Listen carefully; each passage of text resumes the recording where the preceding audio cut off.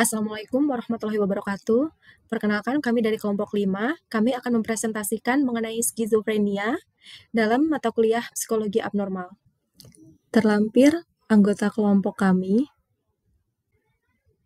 Asal mula konstruk skizofrenia. Skizofrenia merupakan gangguan mental yang ditandai oleh ketidakmampuan untuk berpikir secara jelas, mengalami delusi, halusinasi, dan gangguan fungsi sosial. Skizofrenia terjadi secara bertahap yang disebabkan oleh yang pertama, faktor genetik atau keturunan. Orang tersebut berisiko mengidap skizofrenia apabila memiliki genetik yang mengidap hal yang sama. Yang kedua, ketidakseimbangan kimia otak, di mana zat kimia yang berfungsi mengirim sinyal antar sel otak tidak berfungsi dengan semestinya. Yang ketiga, faktor lingkungan, di mana lingkungan sekitar menyebabkan stres berat, penyalahgunaan obat-obatan terlarang seperti narkotika, dan lain sebagainya. Gambaran klinis skizofrenia menurut Dirja terbagi menjadi 5 bagian. Yang pertama, menurunnya keinginan berbicara dan sosialisasi terhadap lingkungan. Yang kedua, menurunnya minat dan motivasi. Yang ketiga, emosi yang tidak stabil. Yang keempat, sering halusinasi, delusi, dan perubahan perilaku. Dan yang terakhir, susah konsentrasi, menurunnya daya ingat. Selanjutnya, saya akan menjelaskan tentang subtipe skizofrenia menurut PPDGJ3. Berdasarkan PPDGJ3, subtipe skizofrenia dibagi menjadi 7. Yang pertama, skizofrenia paranoid. Yang kedua, skizofrenia hebefrenik. Yang ketiga, skizofrenia katatonik. Yang keempat, skizofrenia tak terperinci. Yang kelima, skizofrenia depresi pasca skizofrenia. Yang keenam, skizofrenia residual. Dan juga yang ketujuh, skizofrenia simplex. Saya akan menjelaskan tentang subtipe dari skizofrenia. Yang pertama, skizofrenia paranoid, yaitu skizofrenia yang ditandai dengan adanya delusi, yang dimana biasanya bersifat paranoid, seperti diikuti atau dikejar-kejar seseorang untuk ditangkap ataupun diculik. Kemudian adanya halusinasi, yaitu mendengar suara-suara atau juga bisikan-bisikan. Selain itu ada skizofrenia hebefrenik, yaitu skizofrenia yang ditandai dengan adanya pikiran dan juga perilaku yang tidak terorganisir, serta emosi yang datar atau tidak sesuai. Kemudian ada skizofrenia katatonik, yaitu skizofrenia yang ditandai dengan adanya gangguan motorik ekstrim, seperti fisik yang kaku dan juga agitasi yang berlebihan. Selanjutnya, skizofrenia tak terperinci, di mana diagnosis ini diberikan ketika gejala skizofrenia hadir, tetapi tidak sesuai dengan subtipe yang spesifik.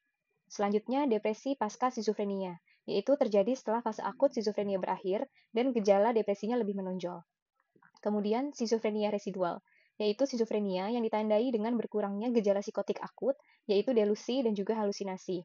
Tetapi masih terdapat beberapa gejala skizofrenia yang tersisa, seperti penarikan sosial atau withdrawal. Kemudian, skizofrenia simplex, yaitu bentuk skizofrenia yang berkembang perlahan dengan penurunan fungsi sosial, emosional, dan intelektual tanpa adanya fase psikotik yang jelas. Selanjutnya kita akan membahas tentang gangguan psikotik lainnya, yaitu gangguan psikotik sebelum sampai ke diagnosis skizofrenia. Yang pertama itu ada skizoafektif. Gejalanya ini muncul psikotik dan terjadi bersamaan dengan episode depresi mayor atau mania. Dan terjadi halusinasi atau delusi terjadinya selama 2 minggu berturut-turut. Lalu ada skizofreniform, di mana perilaku gejalanya sama dengan skizofrenia, namun gejalanya ini bertahan setidaknya 1-6 bulan saja. Kurang dari 6 bulan belum bisa dikatakan skizofrenia. Kemudian terdapat delusional, di mana gejalanya yang muncul ini hanya delusional, seperti merasa dirinya nabi, merasa diikuti agen-agen rahasia, merasa dirinya raja, dan sebagainya. Bicaranya masih jelas dan tidak ada katatonik dan lain-lain. Ini masih disebut dengan gangguan delusional. Lalu terdapat psikotik ringan, di mana gangguan psikotik ini terjadi 1 hari hingga 1 bulan. Timbulnya tiba-tiba dan setidaknya muncul 1 ciri seperti delusi, halusinasi, bicara tidak jelas, atau perilaku katatonik dan psikomotor yang tidak beraturan. Abnormalitas struktur otak dan juga fungsi otak. Berdasarkan temuan dari hasil pencitraan atau CT scan neuropsikologis pada pasien skizofrenia, menunjukkan adanya penanda genetik seperti berkurangnya kecerdasan otak di daerah frontal dan juga temporal, di mana fungsi dari lobus frontal itu adalah pengambilan keputusan, perencanaan, dan juga kontrol impulsif, sehingga akan menyebabkan kesulitan dalam pengambilan keputusan, perhatian, dan kemampuan untuk merencanakan atau mengorganisir perilaku. Kemudian untuk lobus temporal berfungsi sebagai pemrosesan bahasa, sehingga akan menyebabkan halusinasi auditorik seperti mendengar suara-suara yang tidak ada. Kemudian terdapat kelainan struktural di semua wilayah otak, termasuk ventrikel yang membesar, di mana ventrikel adalah ruangan berisi cairan yang ada di otak, sehingga jika akan membesar, akan dikaitkan dengan hilangnya jaringan otak di area sekitarnya. Kemudian terdapat penurunan ukuran hipokampus, amigdala, dan juga talamus. Hipokampus dan amigdala ini berfungsi sebagai memori dan juga regulasi emosi, sehingga akan menyebabkan atau adanya gejala seperti disorientasi, delusi, dan masalah emosional. Kemudian, untuk talamus akan menyebabkan gangguan pemrosesan sensorik, kognitif, disfungsi antara area otak, kemudian adanya gangguan dalam kontrol motorik, dan juga masalah pada atensi dan juga kesadaran. Kemudian, berkurangnya volume gray matter di korteks cerebral, di mana fungsi dari gray matter adalah untuk transmisi informasi antara wilayah otak yang dapat menunjukkan anomali dalam jumlah atau struktur, sehingga akan mempengaruhi konektivitas antara area otak. Berikutnya adalah gambaran jaringan otak pada remaja dengan schizophrenia onset dini, di mana gambar otak sebelah kanan merupakan gambar otak remaja dengan schizophrenia onset dini, yang menunjukkan kehilangan substansial gray matter. Kemudian untuk gambar otak sebelah kiri adalah gambar otak pada remaja normal, yang dimana masih terdapat beberapa penyusutan gray matter, tapi terjadi secara normal selama masa remaja. Selain itu, salah satu teori utama schizophrenia adalah adanya ketidakseimbangan dopamin. Terdapat aktivitas dopamin yang berlebihan di jalur mesolimbik yang akan dikaitkan dengan gejala positif, seperti delusi dan juga halusinasi. Tetapi sebaliknya, jika terdapat aktivitas dopamin yang menurun di jalur mesokortikal, maka akan dikaitkan dengan gejala negatif, yaitu seperti anhedonia, yang merupakan ketidakmampuan merasakan kesenangan dan penarikan sosial. Baik, selanjutnya kita akan masuk ke faktor penyebab gangguan skizofrenia. Faktor penyebab gangguan skizofrenia terdiri dari beberapa macam, yaitu ada faktor biologis, faktor psikologis, dan faktor sosial. Faktor yang pertama akan kita bahas yaitu faktor biologis, di mana faktor biologis ini mencakup riwayat kesehatan mental pada keluarga. Mungkin partisipan memiliki riwayat masalah psikologis dalam keluarga seperti demensia pada nenek dan emosi tak terkontrol pada ibu.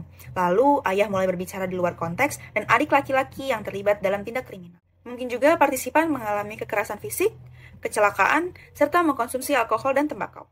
Yang kedua ada faktor psikologis. Dari perspektif psikoanalisis, pengalaman hidup partisipan menunjukkan beberapa fase krisis, yaitu pada masa kanak-kanak, yaitu mungkin pola asuh yang lalai, kekerasan fisik dan verbal, serta konflik pada orang tua.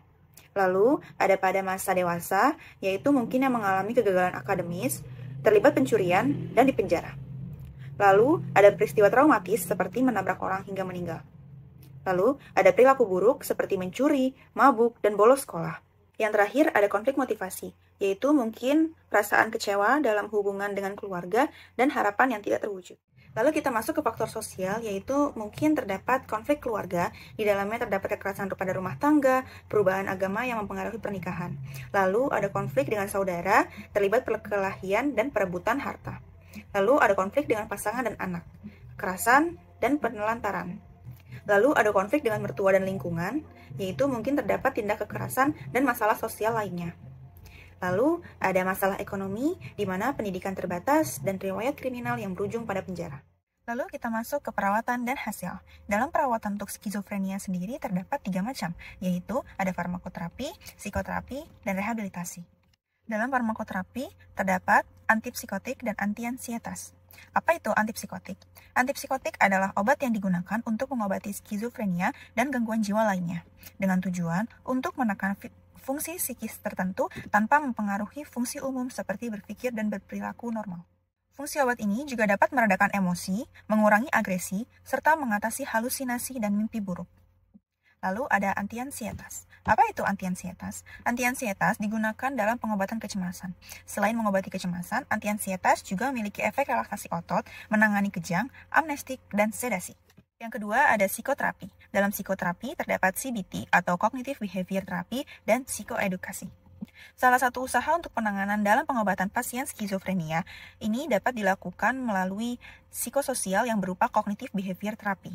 Cognitive Behavior Therapy merupakan salah satu bentuk terapi psikososial selain terapi keluarga, keterampilan sosial, konseling suportif, dan rehabilitasi vokasional.